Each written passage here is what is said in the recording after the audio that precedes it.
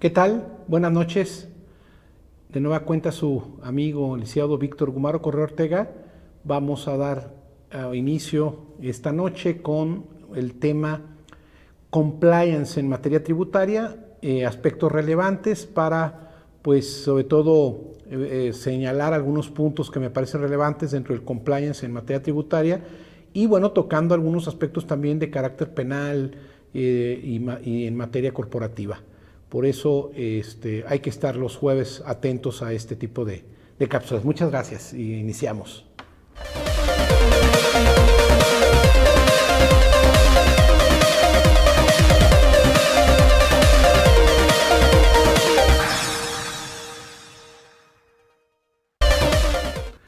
¿Qué tal? Aquí de nueva cuenta todos los jueves a las 8 de la noche con el tema en esta ocasión compliance en materia tributaria, aspectos generales que de alguna manera vamos a tocar,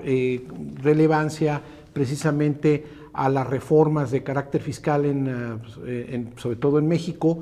para efecto de conocer lo que es el compliance, qué pasa con la temática de materia penal, tributaria, corporativa y algunos aspectos relevantes de las empresas. Entonces, inicié yo precisamente con el tema cómo formar equipos también para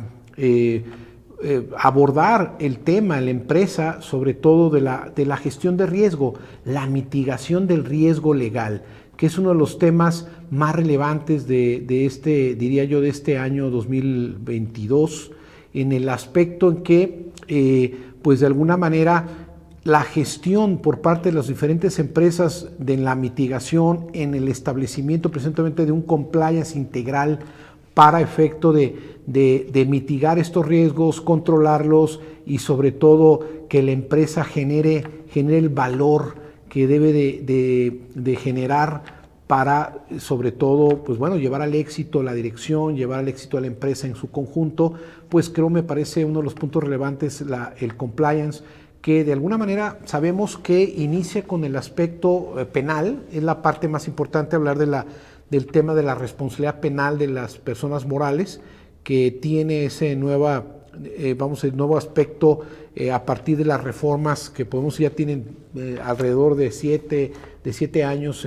en México, y precisamente con la entrada en vigor del Código Nacional de Procesos Penales, pues también tiene esa dimensión de que la empresa también tiene una responsabilidad penal y en todo caso pues puede ser sujeta a una carpeta de investigación, a un tema de responsabilidad tanto de socios accionistas, directores, gerentes, etcétera, pero también el ente colectivo, en este caso la moral, que de alguna manera tiene esa responsabilidad frente al ordenamiento jurídico penal y que pues esto lo lleva precisamente a que tenga que gestionar el riesgo. Y esta parte, cuando hablamos de riesgo, el riesgo inherente, el riesgo residual, hablamos de aspectos del riesgo y de establecer un mapa muy adecuado del riesgo de la empresa frente precisamente pues a operaciones, frente a acreedores, frente a deudores, frente a colaboradores, frente a inversionistas,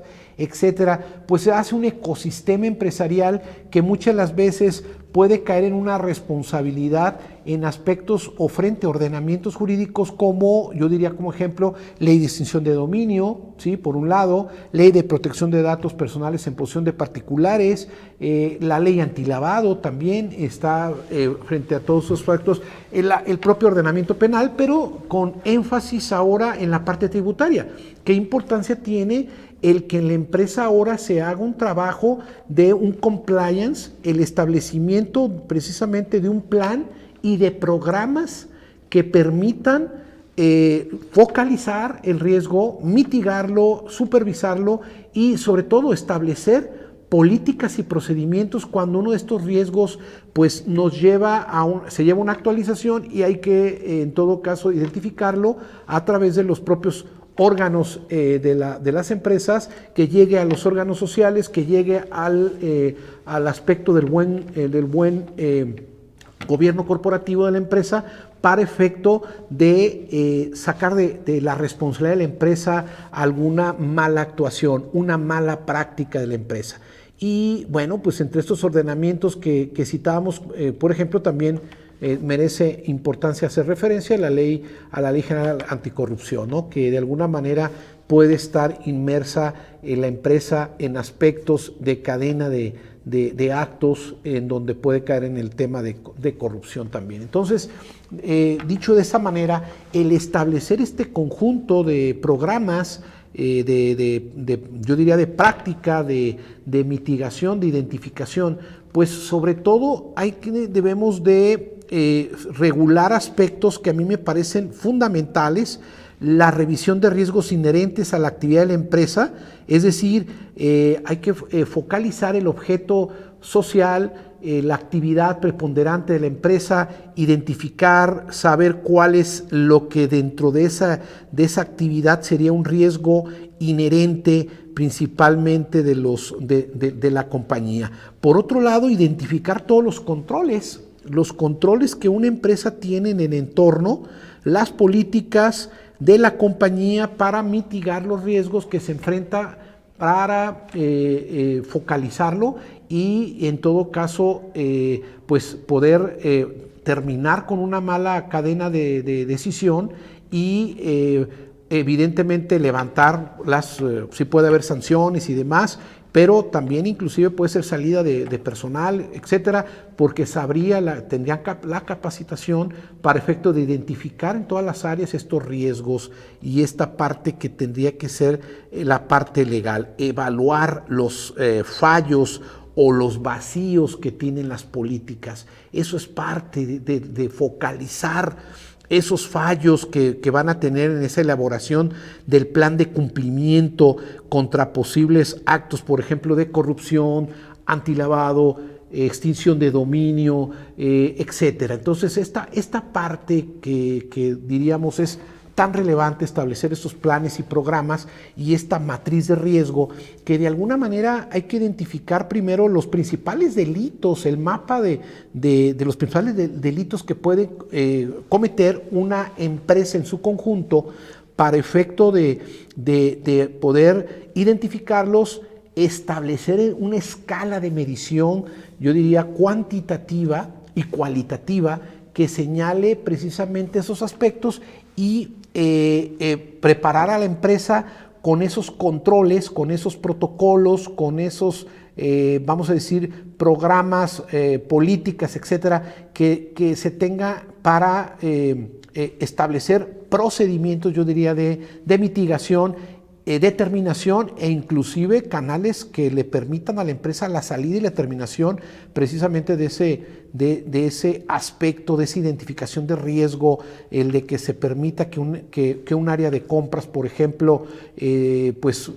caigan en aceptar regalos, el dejar pasar registros, el provocar un fraude al interior de la compañía. Todo eso es parte de un compliance en general, en materia corporativa, en materia administrativa, etcétera, pero con la vertiente principal de la comisión de delitos, en mi opinión también de delitos y de infracciones. Y como los delitos precisamente son también delitos especializados, tanto en el aspecto general, en los códigos penales propiamente, pero también hay que reconocer que hay delitos de carácter federal que están establecidos en el Código Fiscal de la Federación, que también serían identificarlos, como sería la defraudación fiscal, el contrabando y algunos otros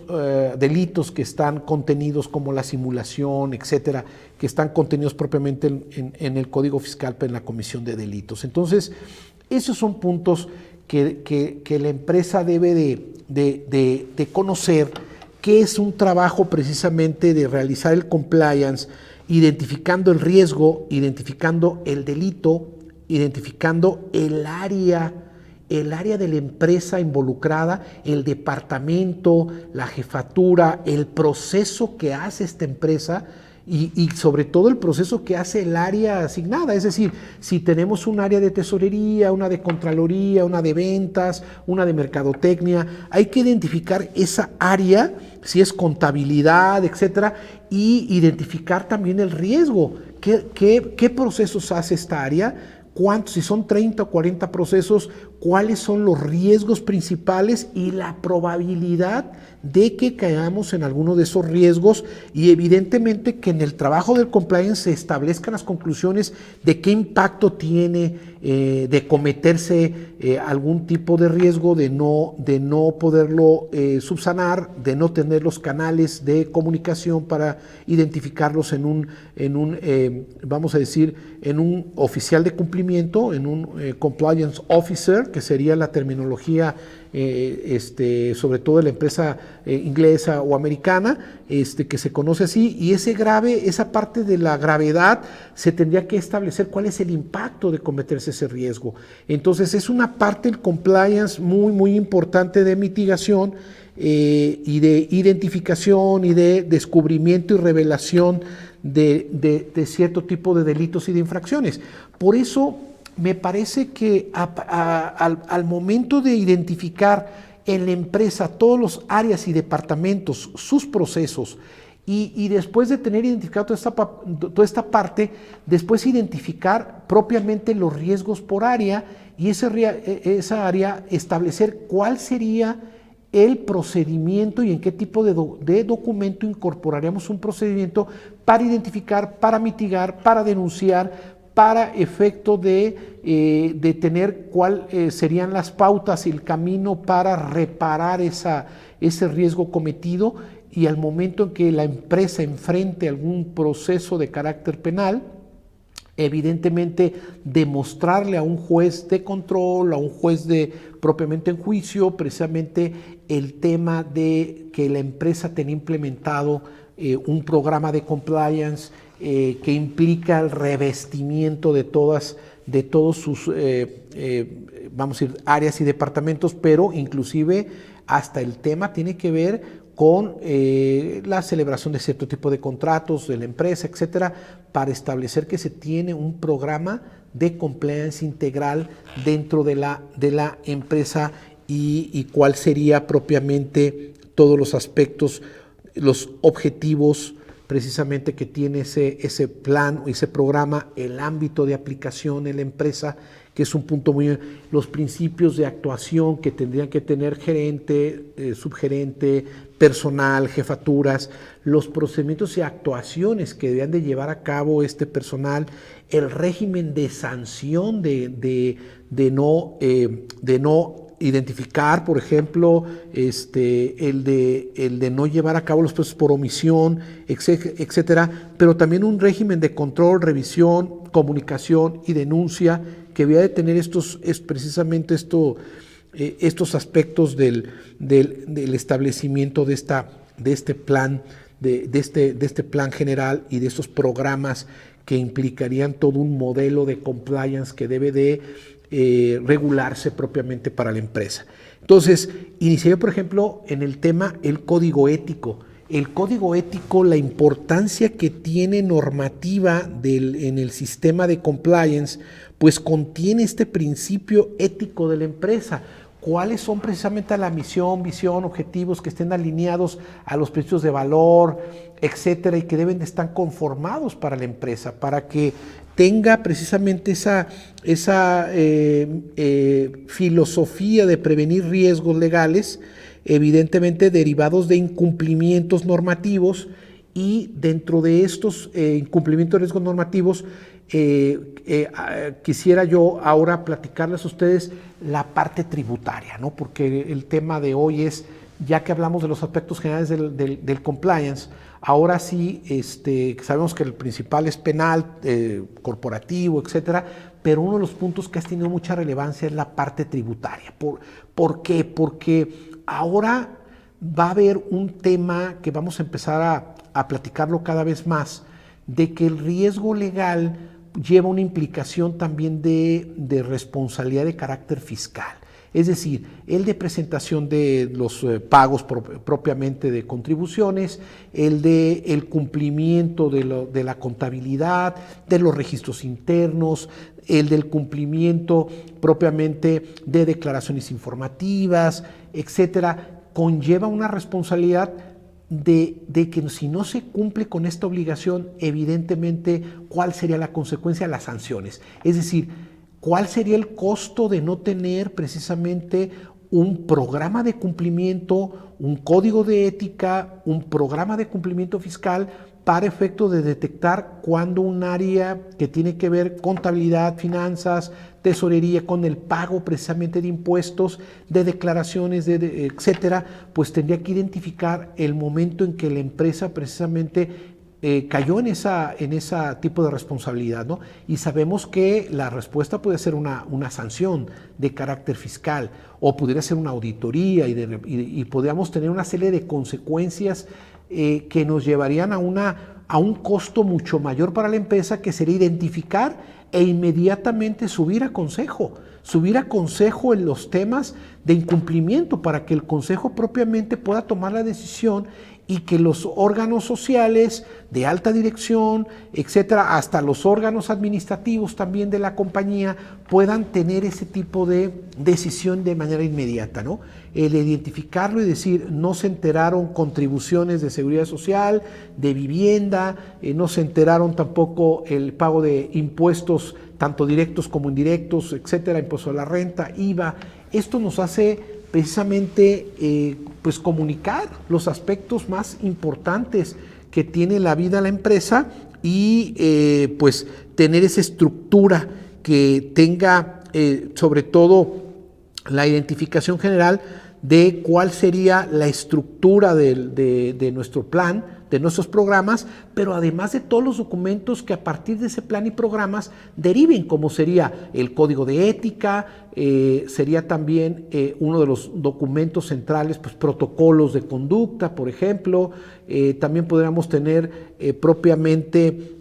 además de todo esto, algunos puntos que son muy importantes en la decisión de la alta dirección de fijar postura de la organización hacia los compromisos de carácter ético legal dentro de la compañía y el seguimiento que tenga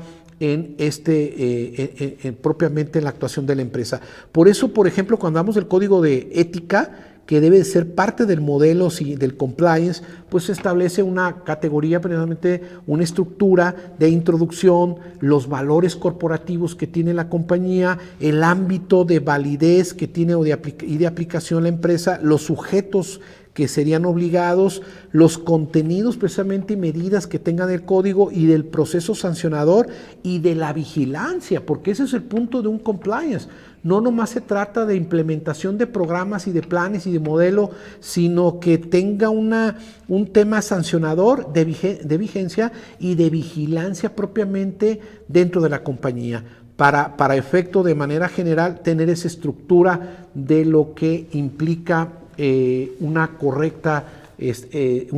correcto establecimiento de un compliance en esos aspectos. Entonces, esto ha venido avanzando precisamente. Otros países, si hacemos un ejercicio de derecho comparado, precisamente vemos la evolución que han tenido países como España, como Chile, evidentemente los países como Estados Unidos, Inglaterra, que ya implementan hacia la empresa ese tipo de modelos desde los años, yo diría, 50, etcétera, que ya tiene muchísimos años. Apenas en México empezamos a conocer el contenido y ese es lo que ahora hablamos precisamente de esta herramienta principal que es el compliance y que implicaría en materia tributaria, además de hacer un checklist de obligaciones de pagos tanto provisionales, definitivos, pero además tiene que ver también con el contenido de contabilidad, con la conservación de documentación, con los términos en que conservemos contratos, convenios, con los temas de materialidad de operaciones, porque eso hay que recordar, ahora tenemos un tema de materialidad, del tema de razón de negocio, por ejemplo, que aplicado al compliance sería precisamente revisar el modelo de negocio, si son varios modelos, dependiendo la organización que tenga la empresa, pues ese modelo de negocio, establecer una estructura y a partir de ahí identificar y plantear el modelo general de compliance y de ahí bajar precisamente los documentos por área que tenga por riesgo, por nivel de probabilidad de que ocurra un riesgo, etcétera, y de la medición del riesgo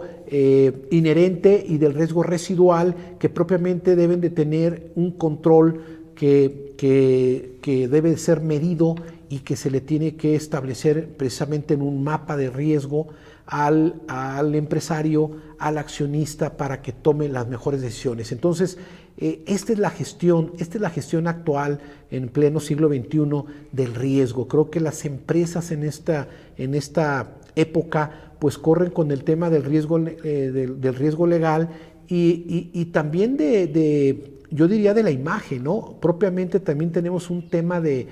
cómo nos ve la sociedad como empresa. Entonces, cómo voltea a ver esos valores y cómo esto hay que plasmarlo, tenerlo actualizado. Entonces, siempre hay que invitar a que la empresa pueda hacer un ejercicio de un correcto compliance, y para eso, pues, deben de estar preparadas las firmas de especialistas para efecto de brindar, de armar equipos, de armar estructura para poder atender cuáles serían los principales riesgos en el orden penal, en el orden corporativo, en el orden tributario, el estado de cumplimiento de la compañía, etcétera, porque todo esto va propiamente en prevención de guardar valor en la empresa, el de que propiamente la empresa represente propiamente los principios, los valores, la identificación de todos esos aspectos. Y esto es la imagen que también va a estar más apegada a la sociedad y a propiamente una muy buena, estrecha relación con el Estado y los diferentes autoridades que puedan atenderse en estos aspectos. Entonces, me parece que en ese ejercicio de un correcto compliance integral, viendo los objetivos,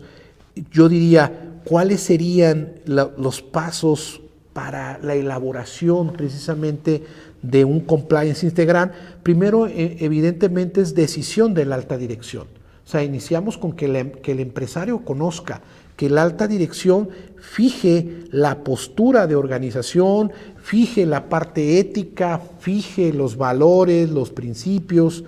etcétera, ¿no? Esto es una parte que me parece un punto muy relevante. Un segundo punto, identificación de los interesados, ¿no? Definir el alcance, todos los aspectos de este código, el impacto que tenga el incumplimiento en la cultura propiamente de la empresa, las acciones de sensibilización que tenga el personal también, la gerencia, la interacción con el personal, y obviamente también tener un contralor normativo, un oficial de cumplimiento interno, que esa sería la parte. Hay que hablar también que hay un oficial de cumplimiento interno que debería ser el que debe vigilar, el que debe de trabajar en esta parte, en la redacción, en los acuerdos, en las características, en las consultas internas que se tengan dentro de la implementación del modelo de compliance en estos puntos de establecer de manera importante esa diría yo, difusión del código ético, del protocolo, de propiamente los programas de cumplimiento de cada uno de ellos, para el establecimiento completo de estos aspectos. Y sobre todo un punto que para mí es el más relevante, el establecimiento del canal de denuncia, ¿no? El que se puede establecer también un adecuado canal de denuncia que les va a permitir, pues evidentemente, poder denunciar cualquiera de esos aspectos, ¿no? Una violación a la ley de extinción de dominio, una violación a la ley general de sociedades mercantiles, una violación al Código de Comercio, una violación al Código Fiscal de la Federación en aspecto tributario, ¿no? En la revelación de aspectos entre, por ejemplo, proveedores, etcétera, que tiene tanta importancia en estos puntos, ¿no? Me parece a mí central se ponga en México principalmente la consultoría, la asesoría y los aspectos más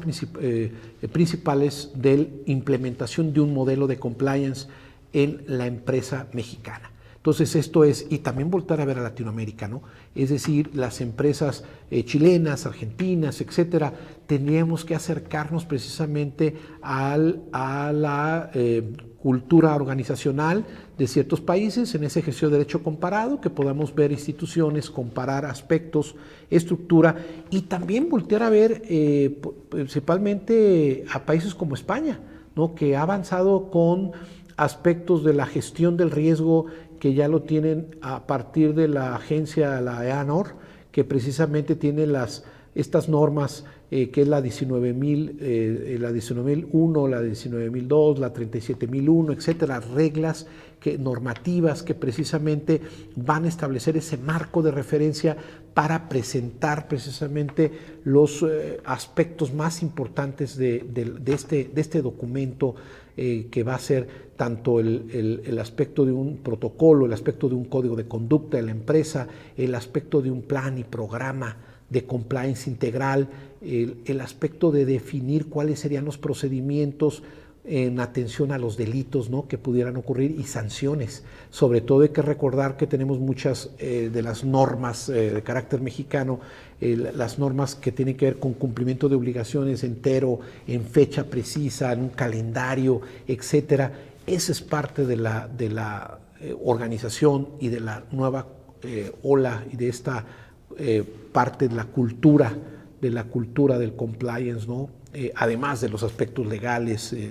además que hemos abordado. Espero que esta información sea de utilidad. Estamos a la orden en la consultoría. Dejamos los datos por aquí para que podamos revisar esos aspectos. Y bueno, no me resta más que despedirme, solicitándoles que nos veamos aquí el próximo jueves en punto de las 8 para efecto de dar continuidad a estos temas de actualidad en materia tributaria, y les agradezco su atención. Muy buenas noches.